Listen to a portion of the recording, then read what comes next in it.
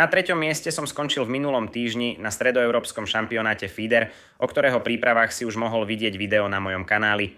V Nagikanisi na jazere Tsonakazo bojovalo všetkých 80 súťažiacich o postup do finále, kam sa mohlo dostať len 40 najlepších a všetci čelili mimoriadne náročnému týždňu.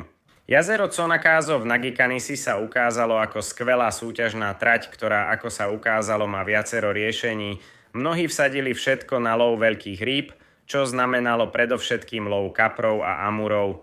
Ja som sa však rozhodol sústrediť na lov plotíc a pokúsim sa v každom kole uloviť čo najviac kusov a dosiahnuť čo najlepšiu priemernú hmotnosť plotíc a karasov.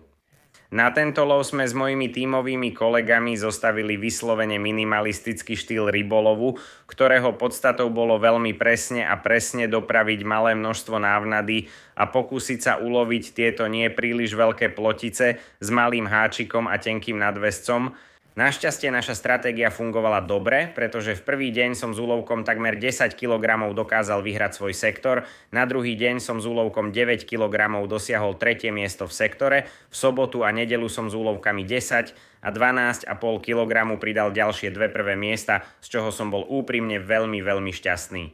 V Horúčave to bol mimoriadne náročný rybolov a skutočne vyžadoval maximálnu koncentráciu od každého súťažiaceho počas celých 5 hodín lovu. Aj ja som bol veľmi unavený, ale vďaka tomu, že som mal prakticky v každom kole podporu v podobe pomocníka a že som členom mimoriadne dobrého tímu, sa mi našťastie podarilo súťaž úspešne zvládnuť s takýmto pekným výsledkom. Nakoniec sa prvým stal Attila Erdej s 5 bodmi, Norby Botsar s 6 bodmi skončil druhý a ja som s rovnakými 6 bodmi skončil tretí, takže čakáme na septembrové finále vo Fusfázugu z najlepšej pozície. Aj to bude veľmi vzrušujúca súťaž, ale nepredbiehajme, predtým ešte smerujeme do Portugalska na Method MS.